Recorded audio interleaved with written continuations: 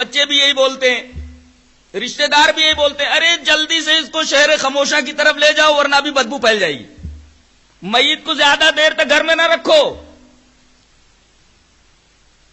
کتنی تلخ حقیقت ہے، کتنی آرزو اور تمناؤں کے ساتھ اس نے گھر بنایا تھا، کتنی آرزو اور تمناؤں کے ساتھ اس نے گاڑی خریدی تھی، کتنی محنت اور مشقت سے اس نے مال حاصل کیا تھا، لیکن یہ ساری چیزیں ایک قدم اس کے ساتھ چلنے کے لیے تیار ہے۔ اس بے وفا کے ساتھ آدمی اس قدر دل لگا لے کہ اس کے علاوہ ہر چیز کو بھلا دے، اس آدمی سے زیادہ احمق اور کون ہو سکتا ہے؟ ہاں، دوسرا جو گروہ ہے، دوسری جو چیز ہے، اہل و عیال، یہ چند قدم چلتے ہیں رسم وفا نبھانے کے لیے، قبرستان تک چلے گئے۔ جب اس کو منومن مٹی کے نیچے رکھ دیا گیا تو اب اس کے ساتھ کیا ہونے والا ہے مڑ کر بھی نہیں دیکھتے، نہ بیٹا دیکھتا ہے، نہ بیوی دیکھتی ہے، نہ ماں باپ دیکھتے ہیں، کوئی بھی نہیں دیکھتا۔ تو مال 1 انچ کھسکنے کے لیے تیار نہیں، اہل و عیال کچھ دور گئے، پھر شہر خاموشہ میں تم کو تنے تنہا منفرد چھوڑ کر واپس آ گئے۔ وہ حدیث عبرت کے لیے ہے کہ جب آدمی دفن کر کے پلٹتا ہے تو مردے کو واپس ہونے والوں کے قدموں کی آہٹ سنا دی جاتی ہے۔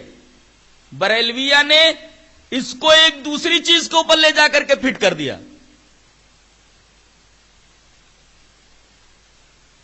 یہاں مردے کو واپس جانے والوں کی قدموں کی آہٹ اس وجہ سے سنائی جاتی ہے تاکہ اس کی حسرت میں اضافہ ہو کہ زندگی میں جن کے ساتھ میں نے تعلق رکھا، ان کے لیے میں نے حلال و حرام کی تمیز نہیں کی، وہی لوگ اب مجھے تنے تنہا چھوڑ کر شہر خاموشہ میں واپس جا رہے ہیں۔ حسرت کے لیے جانے والوں کے قدموں کی آہٹ سے سنائی جاتی ہے۔ دوسرے لوگوں نے اس کا کیا مطلب نکال لیا کہ مردے اپنی قبروں میں زندہ رہتے ہیں۔ لیجئے جناب علی،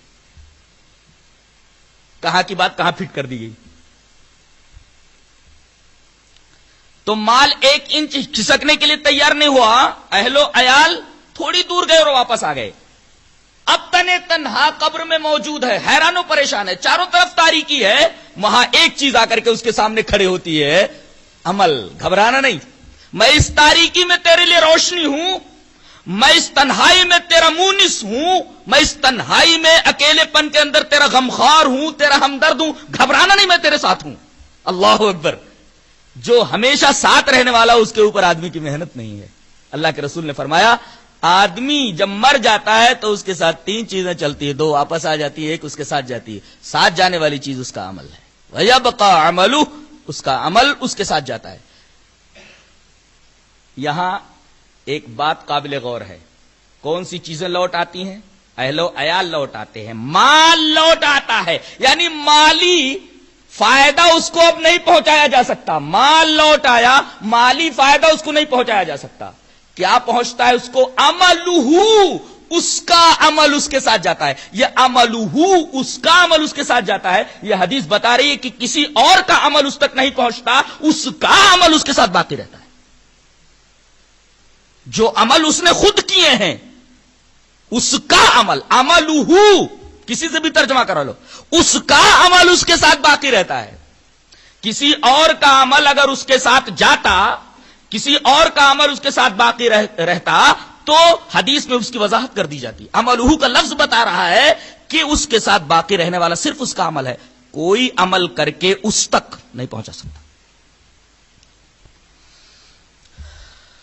دوسری حدیث، وعن ابی ہریرہ رضی اللہ تعالی عنہ ان رسول اللہ صلی اللہ علیہ وسلم قال اذا مات الانسان انقطع عنه عمله الا من ثلاثة الا من صدقة جاریہ او علمی ينتفع به او ولد صالح يدعو له، رواہ مسلم فی کتاب الوصیہ۔ حضرت امام مسلم اس حدیث پاک کو کتاب الوصیہ کے اندر لائیں جہاں وصیتوں کا بیان ہے۔ حضرت ابو ہریرہ فرماتے ہیں کہ رسول اللہ صلی اللہ علیہ وسلم نے ارشاد فرمایا جب آدمی مر جاتا ہے تو انقطع عنہ عملہ، تو اس کا عمل اس سے الگ ہو جاتا ہے، اس کا عمل سے الگ ہو جاتا ہے۔ کیا مطلب؟ اب نہ تو مرنے کے بعد وہ کوئی عمل کر سکتا ہے، اعمال کا سلسلہ ختم، اب کوئی عمل اس تک پہنچ بھی نہیں سکتا اور نہ خود کوئی عمل وہ کر سکتا ہے۔ انقطع عنہ عملہ، اس کا عمل اس سے منقطع ہو گیا۔ آدمی مرا کہ اعمال کا سلسلہ ختم ہو گیا، اب نہ تو کوئی عمل اس تک پہنچایا جا سکتا ہے اور نہ تو وہ خود کوئی عمل کر کے اپنے اعمال میں، اپنے دفتر اعمال کے اندر کوئی اضافہ کر سکتا ہے۔ اور در حقیقت یہ حدیث پاک اس آیت کریمہ کی تفسیر ہے جو سورہ بنی اسرائیل میں ہے۔ اللہ تبارک و تعالی نے ارشاد فرمایا وَكُلَّ إِنسَانٍ أَلْزَمْنَاهُ طَائِرَهُ فِي عُنُقِهِ وَنُخْرِجُ لَهُ يَوْمَ الْقِيَامَةِ كِتَابًا يَلْقَاهُ مَنشُورًا، ہر آدمی کی نیکی اور بدی، اچھے عمل اور برے عمل ہم نے اس کی گردن میں لٹکا دیے ہیں، اور قیامت کے دن 13 رب وَنُخْرِجُ لَهُ يَوْمَ الْقِيَامَةِ كِتَابًا يَلْقَاهُ مَنشُورًا، ایک کتاب ہے، وہ کتاب اس کے سامنے کھول کر رکھ دی جائے گی اور کہا جائے گا کہ پڑھ۔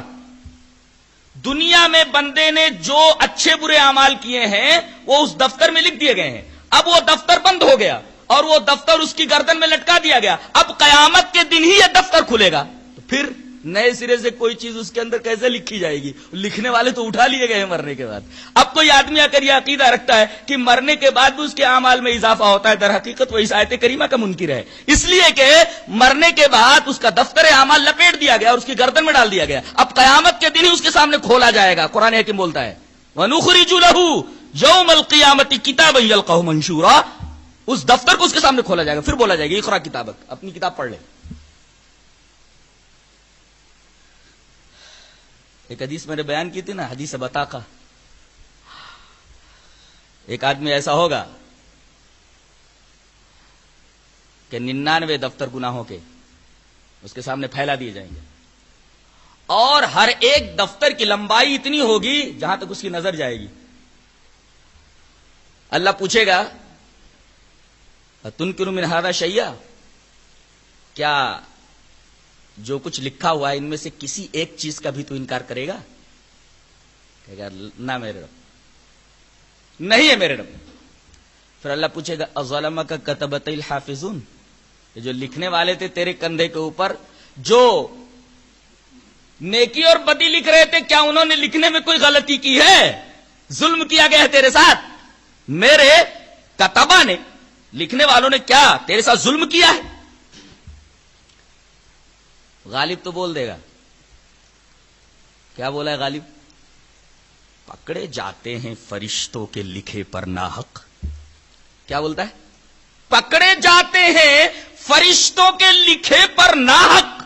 آدمی کوئی ہمارا دم تحریر بھی تھا؟ وہ تو فرشتوں نے جو چاہ لکھ لیا، ہمارا کوئی آدمی تھا لکھتے ہو؟ گواہ ہونا چاہیے۔ اللہ فرمائے گا ظلمک کتبۃ الحافظون، میرے لکھنے والے، حفاظت کرنے والے کتبہ نے کیا تیرے ساتھ ظلم کیا ہے؟ فوراً بول دے گا نہیں ہے میرے رب، جو کچھ لکھا ہے بالکل صحیح لکھا ہے۔ حدیث بتا رہی اذا مات الانسان انقطع عنہ عملہ، اس کا عمل اس سے منقطع ہو گیا۔ منقطع ہونے کا مطلب اب کوئی عمل اس تک پہنچایا نہیں جا سکتا اور نہ وہ خود کوئی عمل کر سکتا ہے، مگر 3 چیزیں، الا من صدقۃ جاریہ اور علم ينتفع به